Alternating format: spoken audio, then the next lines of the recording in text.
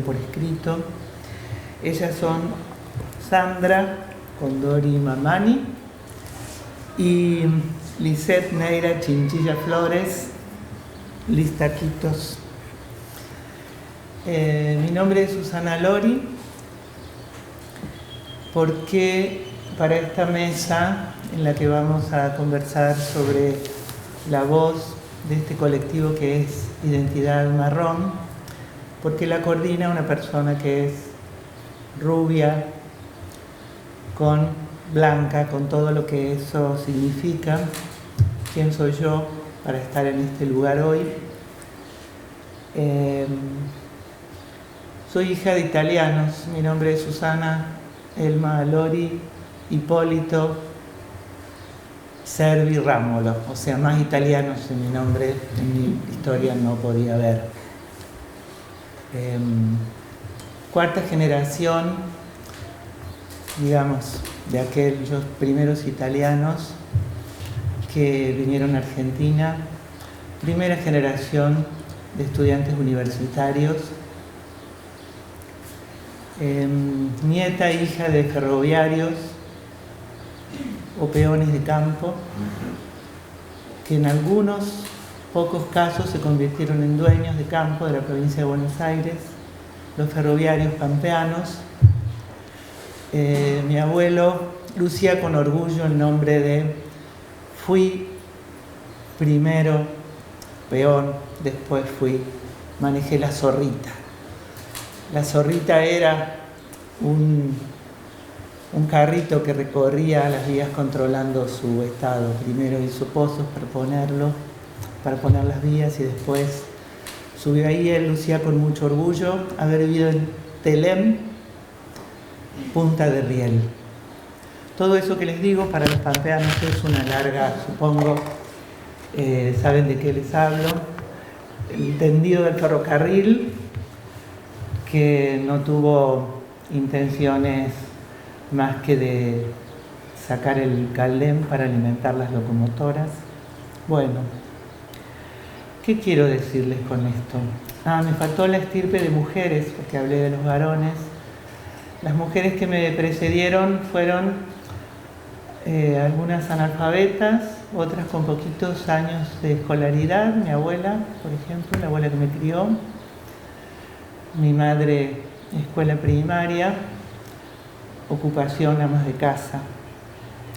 Bueno, ¿por qué les cuento esto? No solo por hablar en primera persona, sino porque creo que soy parte de la historia. En algún momento tomé conciencia de que la historia no era eso que había pasado en nuestra sociedad, sino que cada uno de nosotros expresamos, llevamos en el cuerpo, en los apellidos, en la palabra que portamos, esa historia. Somos los yo de un nosotros variado. Eso, la historia no solo está en los libros. La historia individual expresa esa historia. Soy hija de esto. Y este testimonio, la historia que somos, me parece que se enlaza con esto. Soy mujer, tengo hijas mujeres, me dedico a la literatura, a la educación, tengo esta piel, este color de pelo y tengo una voz. Y hoy se trata de eso, así que yo las invitaba a nuestras invitadas a que presentaran ese yo que de algún modo también es hablar de la historia y empezar también por darles la voz, algo de lo que va a tener cabida en este encuentro, tomar la voz. No sé quién va. Por supuesto. Hola, buenas tardes. Mi nombre es Liz. Me gusta que me digan Liz. Soy mujer, quechua, migrante, boliviana. Y como dijo ella, soy la primera generación que entró a la universidad. Soy hija de Lugo, de la Elvira. Todos somos de Cochabamba. Muy similar a La Pampa. Era Cochapampa. Porque Pampa es una palabra quechua, ¿no? Entonces, bueno, escribo desde ese lugar. ¿no? Como dijo, creo que llevamos las marcas en el cuerpo, ¿no? Es como, creo que igual a mí nadie me podría preguntar de dónde soy, sino ya es como, ya se sospecha que de acá no soy, ¿no es cierto? Entonces, como escribo desde ahí. Y cuando me dijo Susana, ¿cómo te querés presentar? Le dije, sí, mujer, quechua, migrante. Y nada, pasa Sandra, después leemos y seguimos hablando de qué es eso, ¿no? Muy bien. Bueno, antes que nada, debo agradecer a la invitación de la Universidad Nacional de La Pampa, a Verónica Moreno también, que está acá presente, bueno, a Susana, obviamente, a la Casa de la Cultura. Nuestra presentación en primera persona claramente es algo que nos invita también a hacer este ejercicio de la memoria, de una identidad también visible que está en este lugar. Así que me voy a presentar. Mi nombre, como dijo recién Susana, es Sandra Condori Mamani Chana, de origen aymara, de raíz aymara y también boliviano, de Argentina, porteña, porque entiendo que la construcción de la identidad es un proceso, nos va constituyendo a medida que vamos construyendo nuestras comunidades en el lugar donde residimos, y obviamente que abrazamos eso.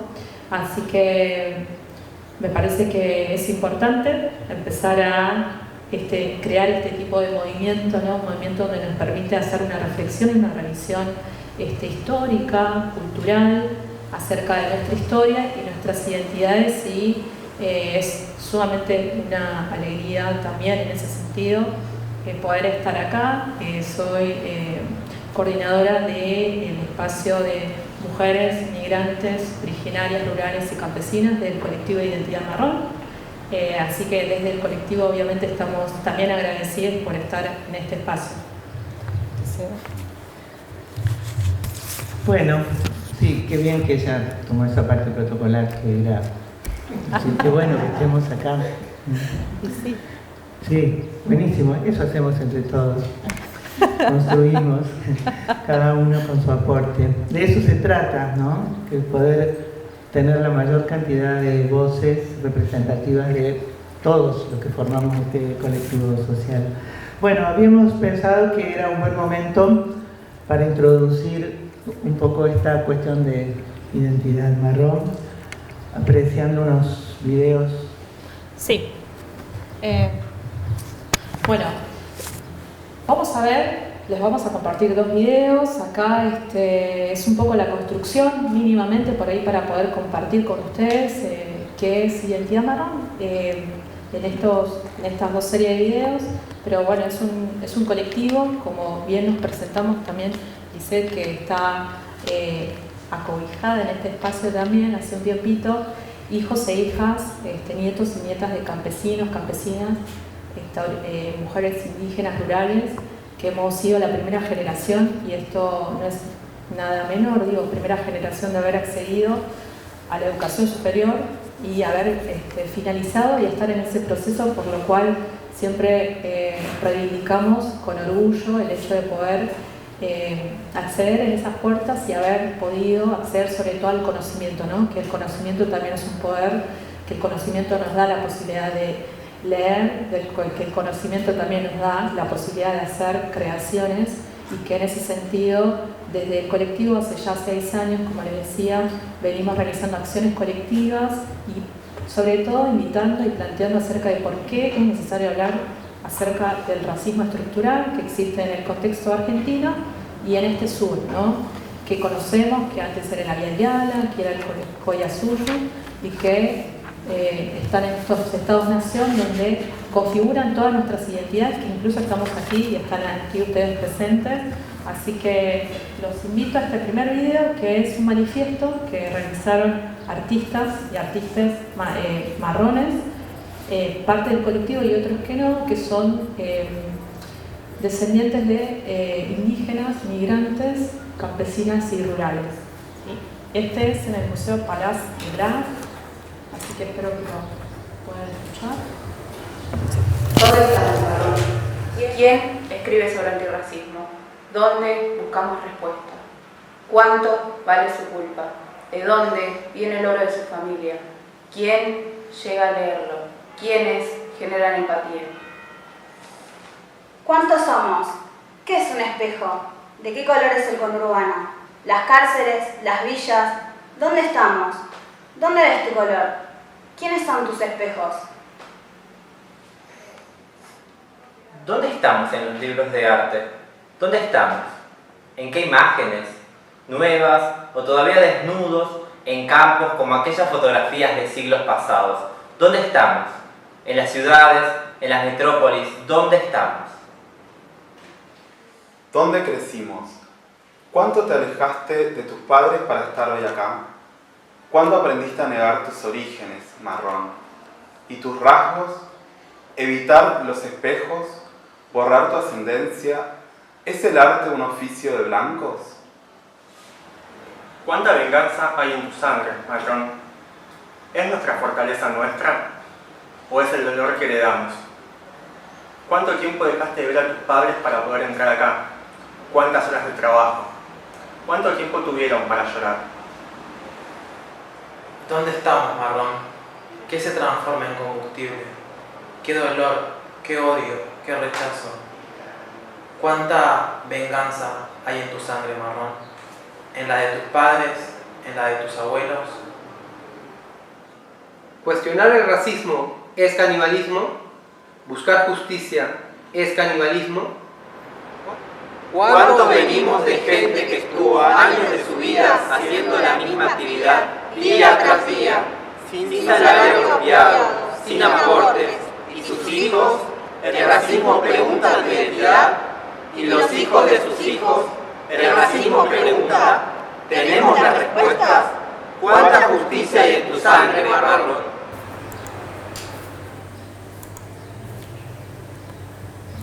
Y ahí brevemente la producción de este video, esta producción mejor dicho, fue hecha por hijos e hijas de argentinos y argentinas, ¿no? Que un poco la pregunta a lo que empezamos a hacer preguntas concretas y sencillas, ¿no? Que la Argentina no es blanca, sino que nuestros ancestros y ancestras siempre estuvieron aquí, tiene que ver un poco con empezar a hacer esa revisión como en principio les comentaba. Y ahora vamos a compartir el segundo video.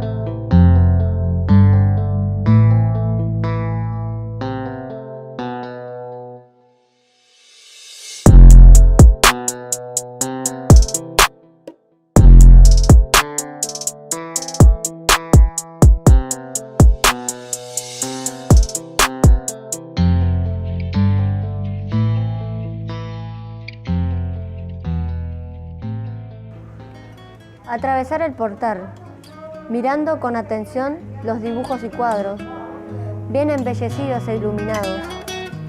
Transitándolo me hacen flashear y se me llenan de agua los ojos.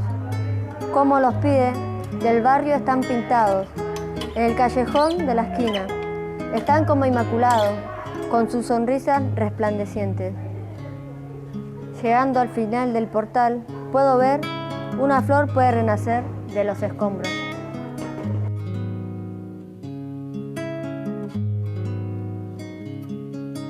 Los pasillos con pasos y música de fondo. Los murales son símbolos que dejan cicatrices profundas. Y las esculturas, muchas historias por contar. Las zapatillas colgadas en las esquinas no son telarañas que se enredan entre sí. Nos encontramos en un mundo distinto al nuestro. Nos quedamos en imágenes decoradas sin ser nosotros o nosotras. Nos atrapan en distintas identidades. Leemos en párrafos escritos por alguien que no conocemos. Somos las voces que empiezan a sonar como tambores. Estamos marcando el camino que queremos recorrer.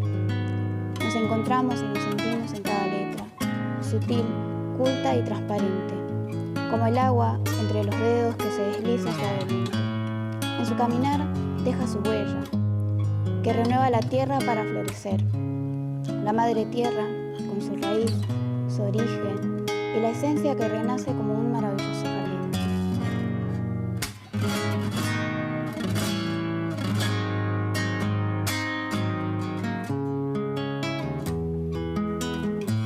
Una rama de la cultura. Visibilizarse es político. Grandes cuadros, esculturas y teorías sobre nosotros. Libros de vidas creadas que dicen qué es lo que vivimos. Miradas con el velo de una sola verdad. Si la verdad es escrita por pocos, ¿cuán verdad es? ¿Qué pasa si te digo que la verdad se ve en la cultura? Que los colores de las carpas y los puestos de ferias migrantes son necesarias para engullir el pan de cada día. Que los sábados y domingos con el indio y los palmeras sonando al palo es por el cansancio de no estar todos los días haciendo algo que elegiste por vocación, sino porque no hay de otra. Y quizá ese fin de semana es el único momento para vibrar y sentir y existir hasta el límite, tal como le giraste a la ruedita del volumen. ¿No era el arte de representar lo que se vive? Y si vivo con violencia e insuficiencia por parte de las instituciones que me expulsan por tener una lógica de vida distinta a la de ellos, ¿no estaría haciendo arte? ¿Lo que celebro con mi familia y amigues no es cultura también? Santuario es cultura. Gauchito Gil es cultura. Mural del pibe fallecido, cuadro. Sándwich de la reina, salchipapa, sopa paraguaya, buffet y aromas. Zapatillas colgadas en los cables, arañas de luz. La Casa de Orne, un centro cultural. Las pibas tirando rostro, Soldati Fashion Week. Las ideas no mueren, la cultura tampoco. Y si no nos veías, acá estamos, compartiendo ideas con Ricardo y Julieta, escribiendo para existir y existir escribiendo. Bueno, esta también es una serie que fue este año, hace poquito, esta producción. Es una residencia, como les decía, de hijos e hijas e hijes villeres que formaron parte de diferentes organizaciones, o es la primera vez que de alguna manera pudieron a ingresar a un museo, ¿no? Y la pregunta con la que empezamos a realizar estas interpelaciones acerca de la creación de sentidos tenía que ver qué tienen que aprender los museos, ¿no? Acerca de cómo también se construyen los museos, qué objetos hay ahí, y sobre todo creo que es algo que vamos a compartir en este diálogo, que no solamente o no somos objetos sino sujetos creadores, y que podemos ser generadores también de sentidos, ¿no? Algo que hay una deuda pendiente en nuestra historia. Pero bueno, eso era como para que ustedes puedan ver una parte de las producciones. Están en las redes, escritores villeres, para poder conocer un poco más, y después de los diferentes artistas que vieron en el video anterior, está artistas que hacen transformismo o drag queen, que es Bartolina Sisa, que hace como esta recuperación acerca de la ancestralidad y ciertos elementos de la indumentaria andina, y sobre todo la identidad jujeña, ¿no? Entonces también un poco empezamos a replantear acerca de las propias identidades y la construcción de cómo hacer arte desde ahí, que el arte también lo hacemos desde un lugar distinto. Bueno, cedo el micrófono. Yo quería retomar algo que, las dos invitadas trabajan en eso, y de alguna manera queda clarísimo en los videos, es cómo es el circuito, y es lo que nos convoca en el encuentro, es cómo funciona el circuito de producción y consumos culturales. Entonces, evidentemente hay algo que tiene al colectivo marrón como objeto de representación de una manera particular, bastante solidificada en una visión de sujetos representados, indios, bárbaros, digamos. Es interesante también una producción, no sé si la tenemos, pero tal vez los invito a que la busquen, con un estudio sobre cuáles son los indios representados, digamos, llevándose la cautiva, desnudos con la lanza, bueno, esas seguro que todos las tienen identificadas porque han sido en nuestra conformación, digamos, en nuestras trayectorias educativas, lo que son muchos jóvenes aquí. Entonces también me parece interesante pensar eso, cómo circulan los objetos culturales, que son objetos de consumo. Entonces, ¿quiénes producen esos objetos culturales? La pintura, la literatura, el arte, digamos, y también quienes los consumen, porque también es parte de ese circuito, ¿no? Entonces, en general, quien consume obras de arte es gente que tiene un nivel socioeconómico y pertenece, podemos identificar a un color de piel, otro tema del que también pensábamos conversar un poquito. Entonces me parece que lo que estamos viendo, afortunadamente hoy, creo que es muy, muy importante que desde la universidad estemos haciendo este encuentro, es pensar eso, cómo circulan, quiénes son representados, quiénes son consumidores, quiénes son productores de objetos culturales. Entonces, me parece que, bueno, acá no hace falta que te disculpes por tomar la palabra, porque me parece que justamente de eso se trata. Y me gustaría preguntarles cómo es este proceso en el que ustedes se convierten en personas marrones que toman la palabra para decir y para escribir. Me parece que podemos empezar por Liz Taquito. Sí, a ver, ¿por dónde empezamos? Como dijimos, prácticamente somos la primera generación de nuestras familias de ingresar o poder acceder a la educación, y ahí te das cuenta de que es un privilegio, de que no todos pueden hacerlo. Y a la hora de escribir, precisamente, en mi caso particular, como hablábamos con Susana, a veces uno habla desde el yo, pero no es un yo singular, sino es un yo en comunidad, ¿no es cierto? Es un yo plural, ¿no? Como no hablo por mí, sino que hablo por mi mamá, hablo por mi abuela, hablo por ellas que fueron, mi abuela analfabeta, prácticamente no habla castellano, y por mi mamá que no escribe prácticamente, y es como desde que creo que tengo uso de razón, soy escriba, pero antes era escriba, escribía las notas para el colegio, esa cotidianidad donde te das cuenta de que la escritura también es algo política, porque tenía que escribirle a todos los que vivían en mi pasillo, porque no podían escribir notas, les daba vergüenza la letra que tenían, y tenía que escribir, firmar, las becas, todas esas cuestiones que pasaban por mí. Y me di cuenta que me convertí en una escriba, pero después de eso fue ya asumirlo políticamente como una cuestión de me presento frente al mundo, estamos, y no solamente resistir, sino que nos negamos a desaparecer, y como decía Susana, ya que no nos representen con un taparrabo, o en la literatura, infantilizándonos, ¿no? Desvalidando nuestros pensares, nuestros saberes. Entonces, de ese lugar es que uno va consumiendo. Entonces, ahí también esta cuestión de quién escribe y quién lee. Mi familia no leía, empecé a leer yo. Entonces, desde ahí es como también, pero mi familia estaba presente cuando yo leía, porque yo leo gracias a todo ese bagaje que traje al migrar, ¿no es cierto? Entonces ahí también es importante desde qué lugar uno lee. No es lo mismo leer en un departamento que leer en una villa, no es lo mismo leer en plena Cava que en el conurbano. Entonces no es lo mismo leer en Buenos Aires que leer en La Pampa. Hay cosas que...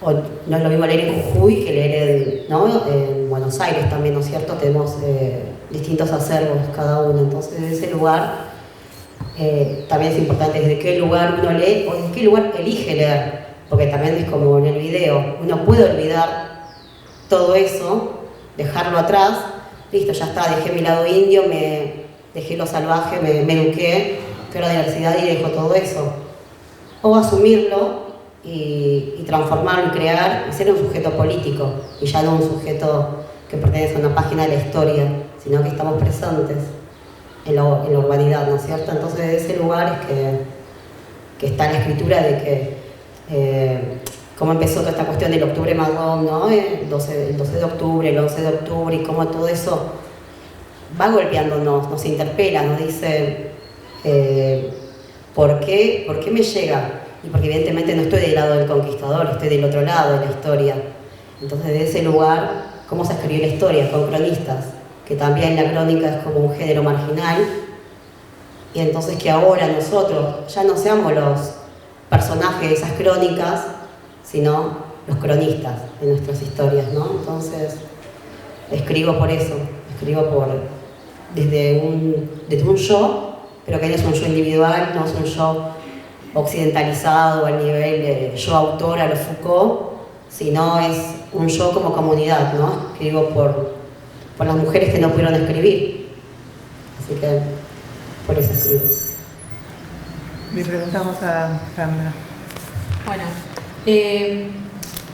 yo creo cuando empezamos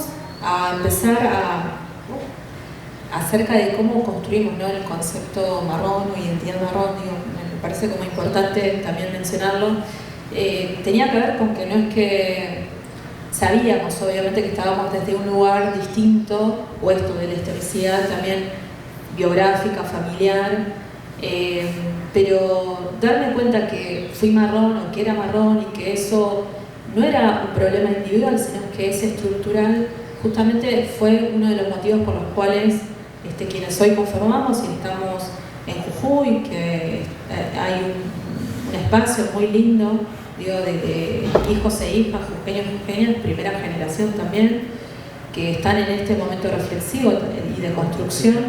Fue un momento también bastante particular e importante que tenía que ver con esto, con darnos cuenta de que no era un problema individual, sino que era un problema estructural, que había algo ahí que sucedía, que cuando a lo largo de las trayectorias que empezamos a intercambiar en relación al acceso, digo, lo vamos a repetir todo el tiempo porque claramente tiene que ver con eso, con un problema estructural, con una desigualdad estructural, con una pobreza estructural, y si seguimos profundizando un poco más con diferentes tipos de violencias que son estructurales, pero que sin embargo hay algo, ¿no?, común frente a aquellos que imaginamos, ¿no?, acerca del imaginario colectivo, ¿no?, que empezamos a pensar o sospechar de determinados cuerpos, o por qué hay esa sospecha frente a determinadas personas, o la duda, ¿no?, de dónde sos, o esa idea de que efectivamente hay lugares donde el trato es un trato diferenciado.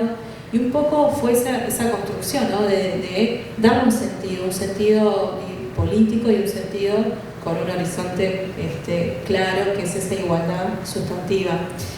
En ese sentido, lo marrón y el concepto de identidad marrón como tal trae esto, ¿no?, es poner ahí sobre esta mesa o sobre todas las mesas con las que hemos construido y a lo largo de estos años esto.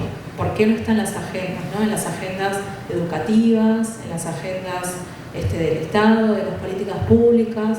Esta cuestión también acerca de esa negación o esa invisibilización de las raíces propias indígenas, incluso acá, digo, y en todo el territorio a lo largo de Argentina, y entendiéndolo así, ¿no?, como tal, y un poco trae desde ese lugar, ¿no?, y sobre todo esto, las acciones colectivas y culturales, ¿no? Y en ese sentido, a mí me pasó también, o sea, como empezar a hacer como ese proceso de ir atrás en relación a la memoria y traerlo a un presente, porque el presente es un pasado que está ahí presente para pensar en ese futuro, ¿no?, en un futuro que creemos que es necesario transformarlo, incluso en los momentos o en los contextos agudos o crujientes en los que estamos. Y la escritura, como acá decía mi compañera Lisette, ha sido como una manera también de dar un manifiesto acerca de la existencia, ¿no?, de esa historia oral que pocas veces existen archivos, o esos archivos que son contados por colonizadores, por visitadores de la época colonial, donde hay crónicas en las que se ve una forma de construcción acerca del indio, india, indígena, originario, ¿no? Entonces también es un poco esa idea de empezar a hacer esas producciones, y las que vieron en estos videos son hijos e hijas que justamente son sujetos políticos, que es la primera vez que cuyos padres y madres pudieron acceder a un museo, por ejemplo, ¿no? Y cuya primera generación pudo también poder posicionarse en otro lugar, y nos parece que en ese sentido es algo no menor, es un proceso a largo plazo, pero que sin embargo es necesario. La pregunta iba un poquito para seguir después escuchándolas leer, ¿cómo, a lo mejor puedes decir un poquito más acerca de cómo decidiste escribir?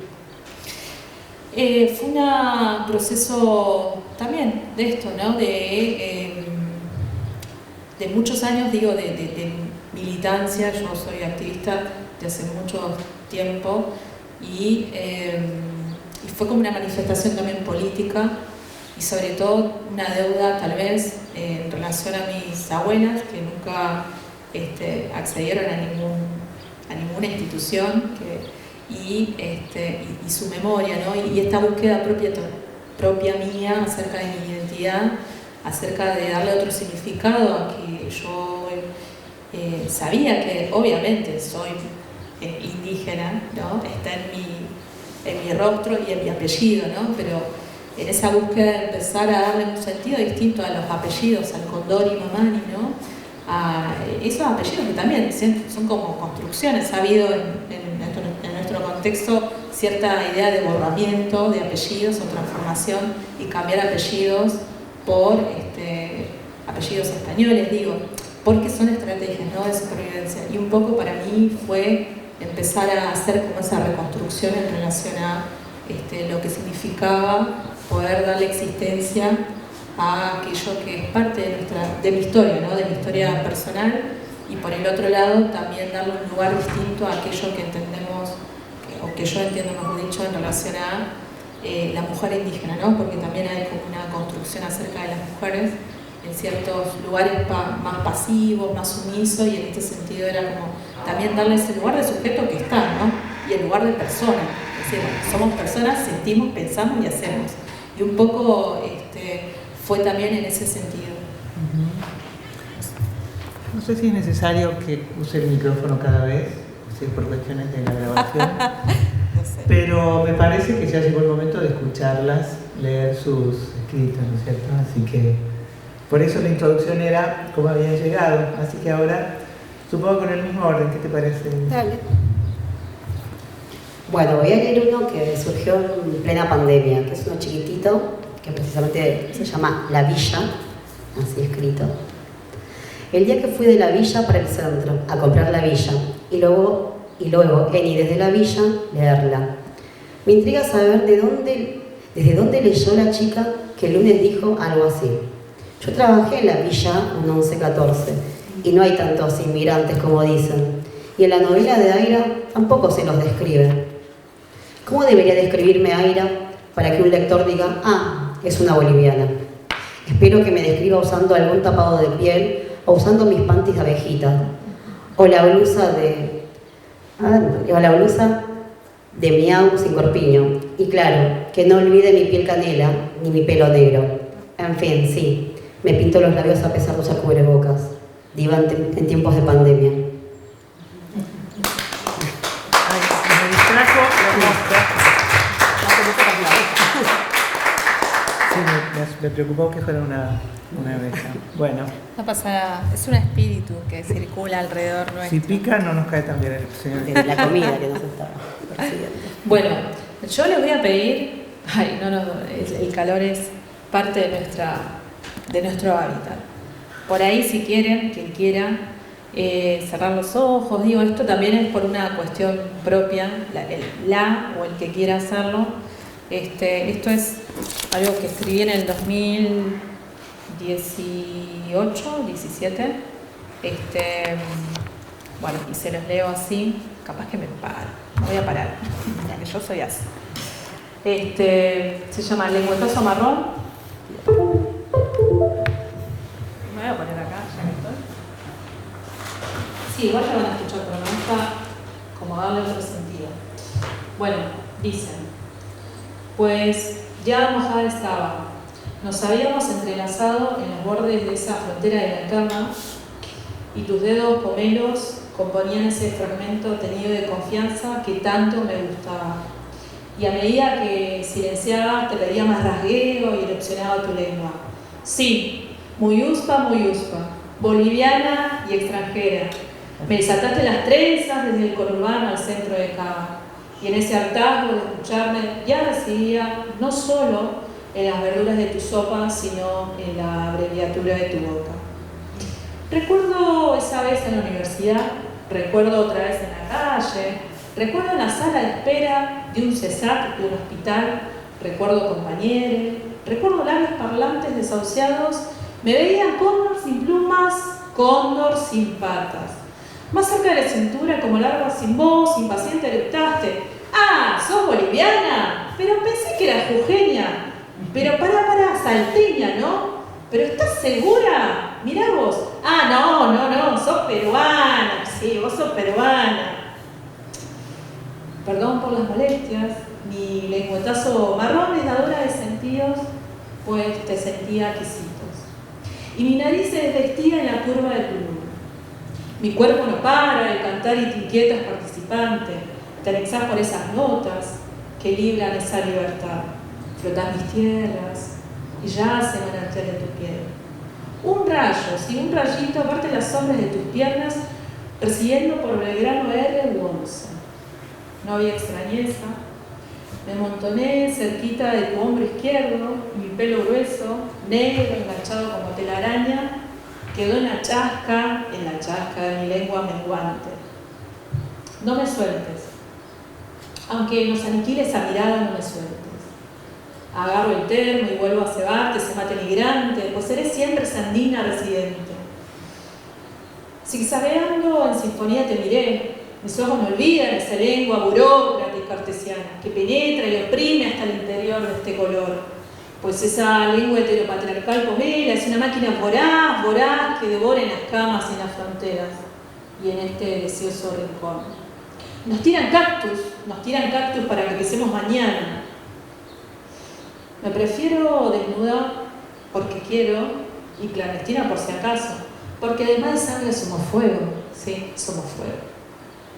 Esta lengua tiene forma distinta y es agitada, dijiste, es agitada. Te tomé de la mano y mi cuerpo marronado tirando a café no quiere ser objeto de tolerancia. No, ni amiga de la hospitalidad. ¿Para qué? Pues ya al ratito, por si acaso, también somos procreadores de aparentemente 1 millón de niños negros, marrones, indígenas, extranjeros, sí, todos, que circulan hasta en la verdura de tu sopa. Humedecida hasta la cintura, mi corazón late verbos, y en ese delirio de mitos te eclipsás detrás de mis orejas. Y después sí, te hurto un gemido. ¿Acaso debajo de esa pollera, dentro de esa manta, en lo profundo de un aguayo, en ese sombrero ondoso, no podemos meterle lengua? Recuerdo alguna categoría académica cartesiana que me emponchaba en su lengua y solo era esa mujer migrante víctima de toda opresión punzante, tolerante, que cae siempre bajo sospecha. Te juro por la Virgen que desata tu nudo, que además muerdo y soy chorreante. Sí, soy chorreante. Esa lengua que desde arriba nos exotiza también es racista. Dibujo en tu fuente ese satélite de Tupac, mientras tantito te paseas por los costados de mis pechos para llegar al punto de partida y acabo en tu mejilla. Me permito hurgarte en ese vuelo libre de nuestros cuerpos.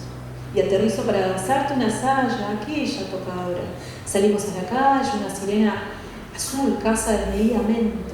Curveamos ese callejón, me tirás una ventona dentro y fuera de la cama. Pues, ¿acaso solo somos aceptadas con las polleras, los aguayos, en los lugares delimitados, festivos o en el forro de tu cuaderno? ¿Y soy la bolita sucia, sumisa, extranjera, peligrosa cuando me tienes cerca? Perdón por las molestias, estas lenguas no solo hablan de tragedias, también mojan, abortan, menstruan, cogen, y también las hay invertidas, Silencio de la columna. Mi lengua va, si toda rebalsa, fuchaca pomera, mi lengua a veces galopea, prendida no te molesta. Soy tu manantial, que te fogueás, desbordás, parás, avanzás, chorreás, gritás, decidís, saboreás por mi pezón marrón. Uf, encendida, acabamos.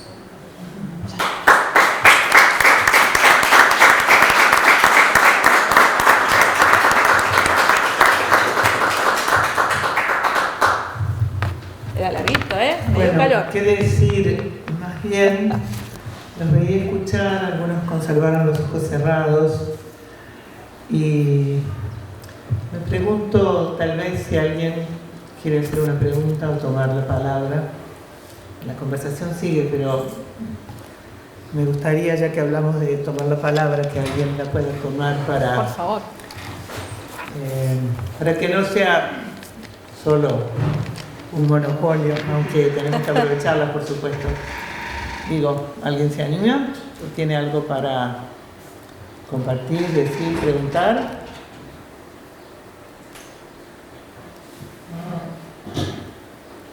Ruidito. Bueno, tal vez en un ratito. Bueno, claro, lo que pasa es que también es interesante pensarnos cómo esta literatura villera, esta literatura erótica, tomar la palabra para tomar también unos lugares, cómo circula, quién la lee y cómo se la lee, justamente por lo novedosa en todo caso que suena esa voz primigenia en algunos oídos.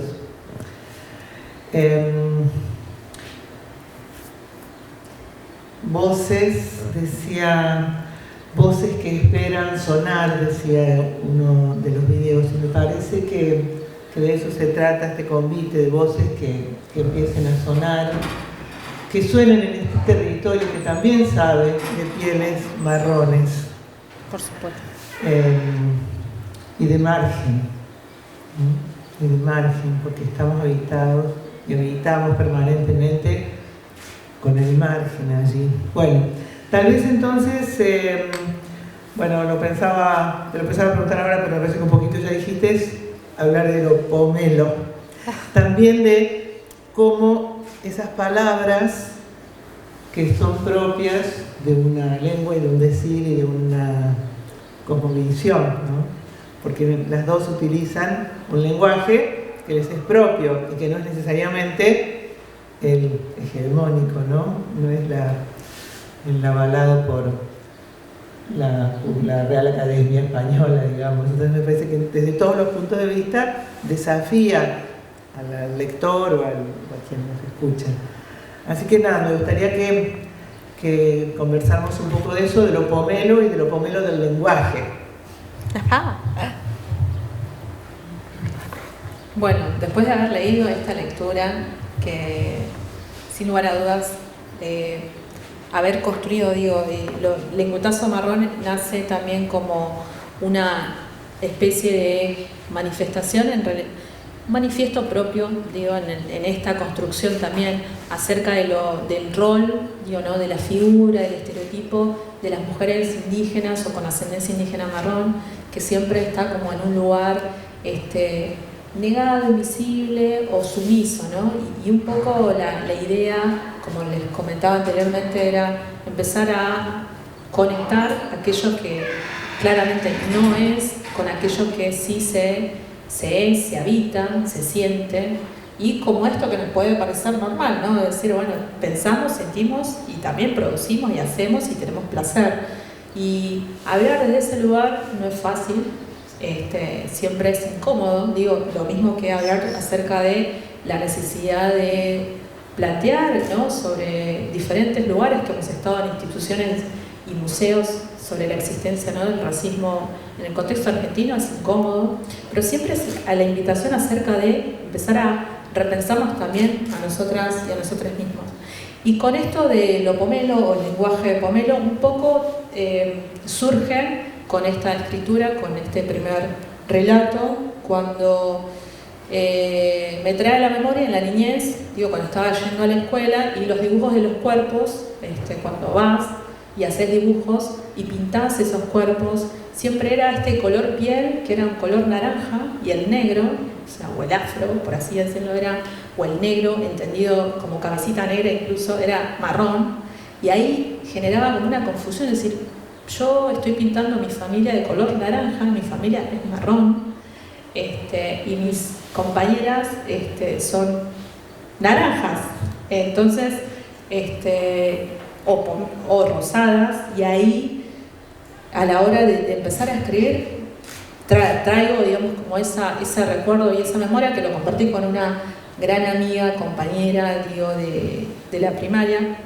Pomela, que yo les decía, vos sos pomelo, vos sos rosado y no sos naranja, y yo soy marrón y mi familia es marrón. Entonces me decía, no, yo soy, sí, me dice, sí, es verdad, ¿por qué pintamos de naranja todo? ¿Y por qué le decimos negro al marrón? Y eso, en una de las conversaciones que tuvimos, empezó, digamos, a resonar acerca de que en la medida que vamos creciendo, en la medida que vamos circulando en las instituciones, esas creaciones de la niñez es un proceso, un momento de nuestra vida donde empezamos a descubrir, empezamos a hacer esas diferencias, esas construcciones, y que ahí para mí era como muy importante empezarle a dar ese sentido y sobre todo a usar, digo, un poco esto de lo que vemos, ¿no? Porque es muy práctico, o sea, uno o una cuando ve lo marrón, lo ves, lo pomelo, lo ves, y me parece que desde ese lugar también la intención era como darle un sentido distinto acerca de lo que vemos y de lo que leemos, ¿no? Y cómo vamos construyendo, y sobre todo yo lo pienso también en relación a la niñez de ahora, ¿no?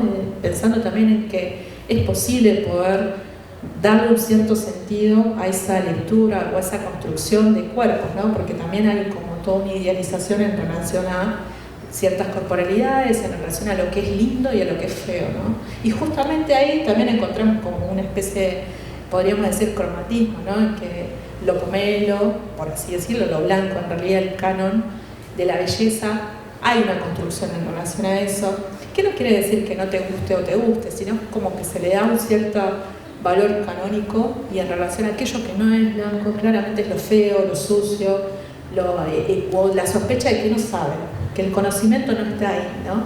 Por más de que esto también siempre lo mencionamos, que tenga los títulos que tenga, siempre hay como una sospecha de que efectivamente, capaz que no tenga su conocimiento sumamente necesario.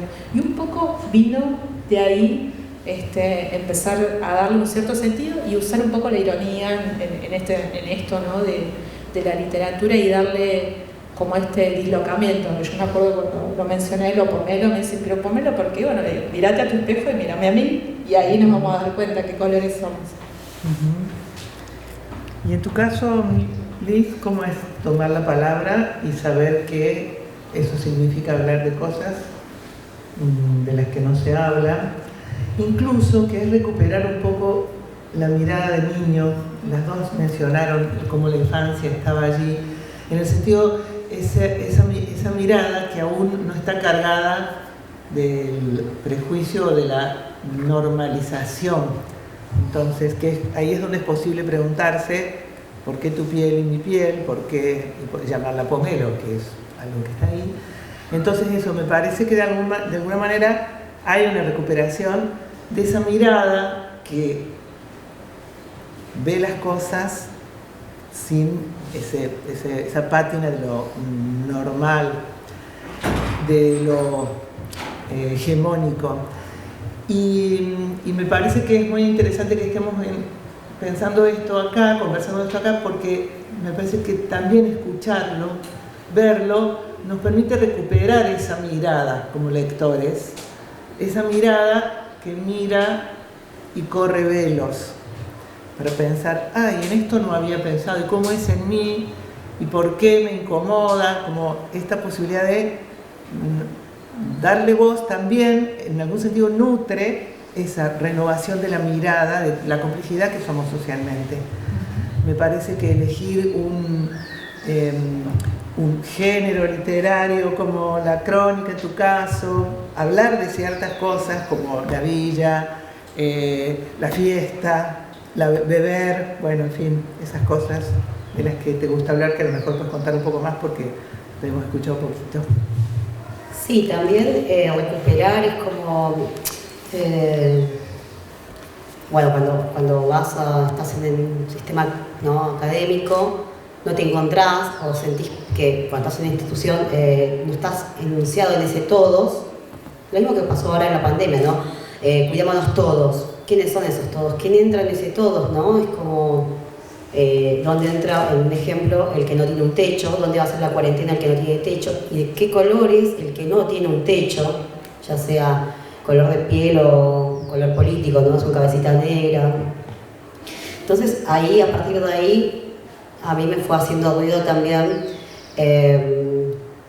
cuando tuve una revelación de que ahora estamos hablando en castellano y una vez leí el monolingüismo del otro y dije, ay, tiene razón Derrida, esta lengua prestada no es mía, ¿no?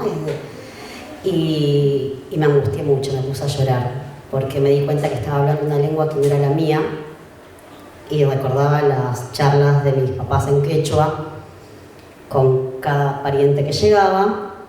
Y fue darle un marco teórico a ese dolor, ¿no? Es como, lo tenías ahí, pero no sabías cómo nombrarlo. Y entonces como fue darle yo sentido a eso que ibas aprendiendo occidentalmente, pero que vos lo ibas asimilando a tu propia historia, ¿no? Es como, dije, no, sentía que mi lengua me estaba perdiendo y me angustié mucho y entonces traté de recuperarla, traté de escribir o mezclar, o hacer que convivan, no por hablar una voy a aniquilar la otra, ni nada, ni una es mejor que la otra, simplemente entender que no fue una elección que yo quiera hablar esta, sino que simplemente se me impidió que hable la otra. Mi mamá no quiso enseñarme por miedo a que me discriminen y todo, ¿no? Aparte, ¿quién te va a entender? ¿No? Y entonces fue de a poco ir recuperando y también amigándome también con ese pasado, que no es pasado, sino que estamos ahora, ¿no? Como decimos, a veces el pasado es más imprevisible que el futuro, ¿no? Y es en siempre ir escarbando la tierra hasta que salgan todos los muertos. Y en esos muertos fue saliendo la lengua. Recién la escuchaba leer el poema y hay palabras que están ahí saltando, jugando, que están en quechua, siendo ya aymara, pero igual el quechua es más fácil. Entonces como que también hago ese ejercicio, porque creo que es una necesidad que tenemos de hacer de que, de alguna manera, eso que estuvo al margen, se vaya metiendo en nuestra escritura, que no es casual, porque está ahí. Y está bueno tampoco que lo traduzcamos, porque es así, perdería sentido. Entonces creo que en ese sentido fui aprendiendo a escribir en quechua, ¿no? Como que me traté de hacer de que funcione, ¿no? A veces me costaba porque trataba de buscar la sintaxis quechua dentro del castellano también. Y nada, fue darle ese marco teórico, ¿no? Como que, bueno, no es que, ay, no, sí, solamente vengo a hablar de sí, mi color, no, sino porque también, como dijo, nos invalidan, no venís solamente con eso. Entonces como que fue también tratar de buscar herramientas, argumentos para poder pararte y decir, sí, acá existimos, resistimos, escribimos, producimos, y no es que solamente somos esos objetos que mostraban en los museos, sino que somos los creadores de, como dijo, nuevos sentidos. ¿Y por qué somos creadores de nuevos sentidos? Porque nos encontramos por ahí representados en las obras, no me sentía parte de esa India por ahí infantilizada, sumisa, sino que somos como también sujetos políticos, que eso no se cuenta, no se dice que, por ejemplo, en Bolivia el primer sindicato fue de mujeres de pollera.